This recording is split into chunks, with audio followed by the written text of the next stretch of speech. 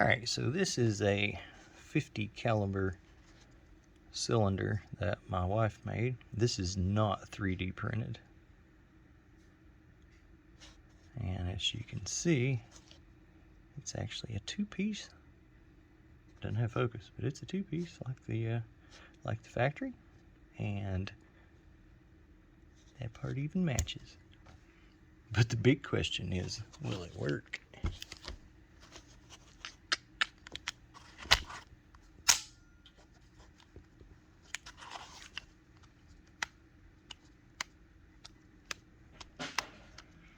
I believe we golden.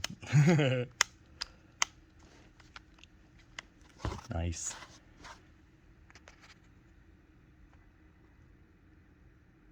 That's going to New Hampshire.